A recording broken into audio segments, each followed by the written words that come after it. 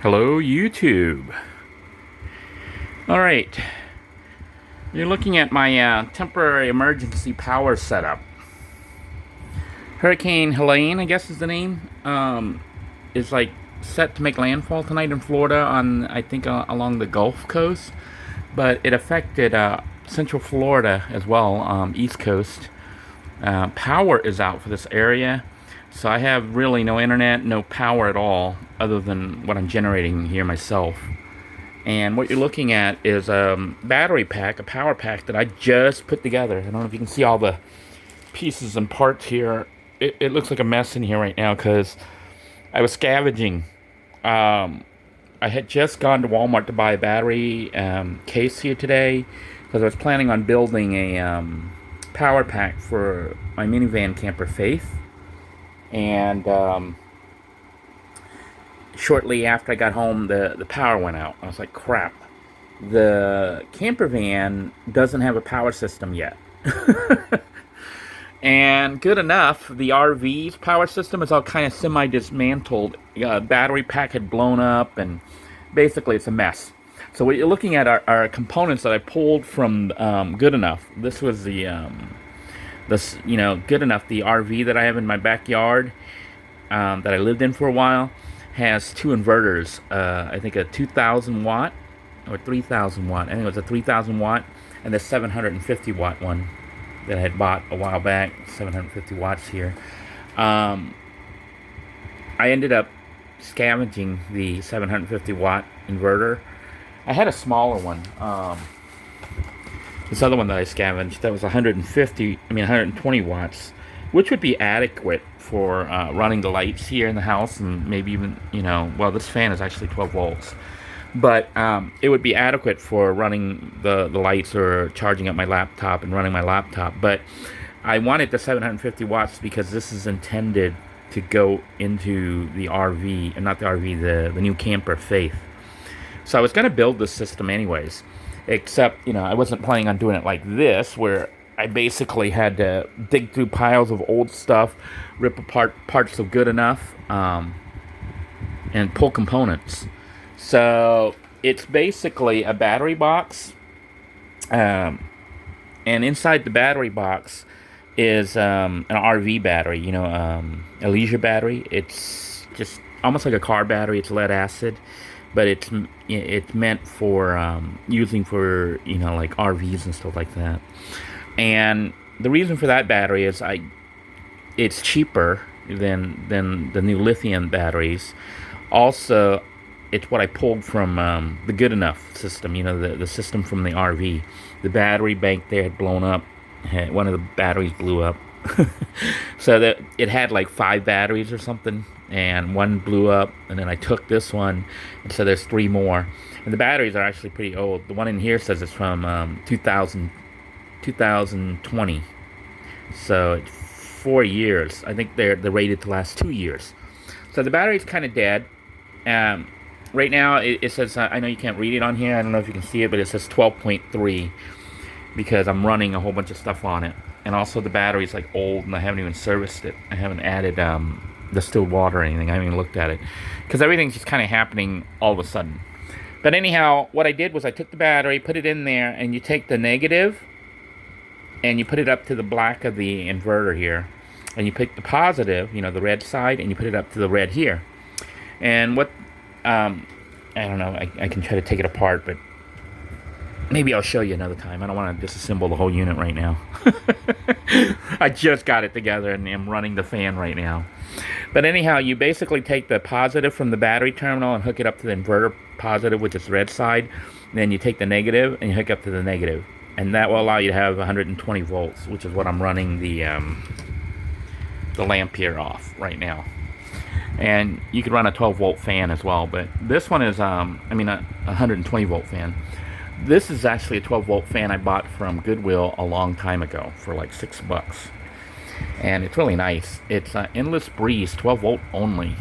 So it's blowing really cool, and I can actually turn it up really high. It feels almost like air conditioning. Okay, not really, but it's cool. But anyhow, I'll be able to sleep through the night with this. Hopefully, if it doesn't kill the battery. but I'm going to get ready to charge the system back up. So anyhow, once you have the inverter hooked up, then you can hook up 12 volt appliances, or plugs. So I have this 12 volt that you buy from the car, for like the 2 cigarette lighter ones for 12 volt DC. And you take the red and you put it to red, and you take the black and you put it to black. So that's what that mess of, I know it's hard to see on here, but that's what this mess of wiring is. All the blacks are hooked up to here, all the reds are hooked up to there. And I had a second one here that has USB charge port on it, as well as a 12 volt DC. So basically I got 3 12 volt DC ports and 2 charge ports here for charging phones and other USB devices. I also have USB here for running, for charging off here if I want to. But here's the issue. This device right here, the inverter, when you have it on, it draws power. So it's using power from the battery, even if nothing's running on it. Even if I unplug and don't have the lamp on right now, it'll still draw power just to run the inverter. So you'd be wasting power to run USB to charge your phone. But this other side here, it's running right off the connection for the 12 volts that are coming in right here. So I can shut this off, and this charge port will always be on. So the 12 volts here and 12 volts there, which I could plug in a USB charger if I wanted to, or here, it's always on. So it'll drain, this light here will drain the battery a little bit, but not really that much. But that means I can have the 120 volt system off, but the 12 volt system will still be on. So you're not wasting power at night on 120 volts.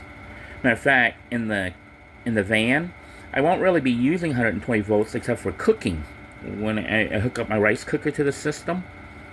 So most of the time you're going to be running off 12 volts. That way there's no loss in conversion, with the inverter. So system's portable. It's basically this battery box, and I have the inverter attached on it and the ports.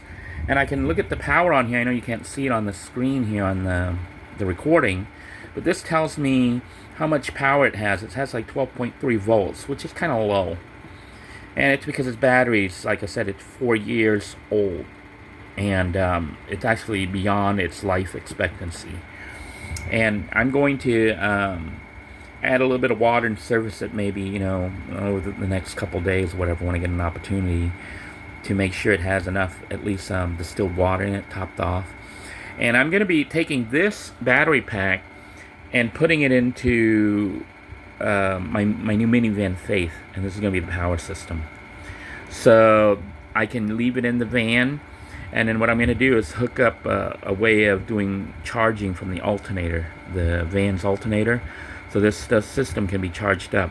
Right now it's going to charge off the alternator also, but I have to kind of open up the lid and kind of mess it up. So I'm going to end up making charge ports on here. I'm going to try to get some bolts and see if I can't make a charge port, and or I might just use some old cables. But I want to make a charge port, and that way I can charge it to from the car's or the van's alternator, and disconnect and remove the whole system for emergencies like this when I need it in the house. So it's kind of heavy because it's a big 12 volt RV battery, but it's a nice system. It has enough power that I think it can run this fan all night, and if I needed to, I could have this light, a real lamp. Thank goodness for LED, LED lights. So hopefully the system will make it through the night, but because it's not night yet, I probably got about 15, 20, 30 minutes left outside before it can start. I'm going to go ahead and end this video and take this unit outside real quick to charge it back up by basically jumping this battery pack to the car's battery, and then starting up the engine and letting the alternator charge up the car battery as well as this house battery. I call this house battery because it's going to be the minivan camper's house battery system. But right now it's actually running in my house. It's running in my room, powering endless breeze. I don't know if you can hear the fan there. It is nice and cool. And also a nice lamp. But all that's going to go off here in a minute. I hope you guys enjoyed this video. When I have a little bit more time, if you're interested, let me know. I'll show the system. I'll open up the guts and show how it's all wired and hooked up together. I might even draw little schematics for you if you want to know how to do this yourself. You can usually buy these units now, and they probably have like lithium-ion batteries in it, so they might be a little bit nicer. But I suspect they cost over $100, like probably $160 to $300. Whereas when you make this yourself, you can probably put it together, including the battery and all the components you see here. Probably, let's see, that's probably about $30 or $40, maybe $50, and then 20. So you're looking about 70, about $180. Yeah, so it's close to retail. Retail is probably about twice as much as this. You could also, if you wanted to, you could have bought, I saw another battery box at Walmart in the sporting goods, because that's where I got this one, because they don't carry battery boxes in the automotive section anymore. But they had one that already had it pre-wired with the, it had USB charging, it had 12 volts, but it didn't have an inverter.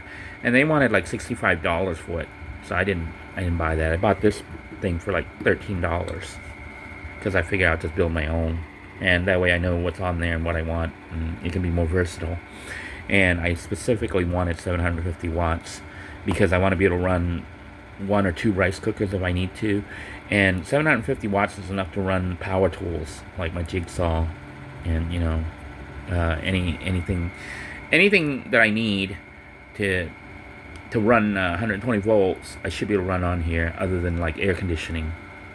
So until next time, everyone, take care. I hope you enjoyed this video. Stay safe. Remember, comment down below if you'd like to see more, like how to put it together. Me actually taking it apart, but I think it's pretty much self-explanatory. Batteries red goes to the red. Batteries black goes to the black. The 12-volt ports, for the car, 12-volt DC things, red goes to red, black goes to black. And same with this one. Red goes to red, black goes to black. That's real simple. And when you want to jump it, obviously the alternator is red. That goes to the car battery, the under the hood. That red goes to this red, and the black goes to this black. And that should allow you to charge the system back up. So we will see. Until next time, everyone, take care. Stay safe. Have a good night.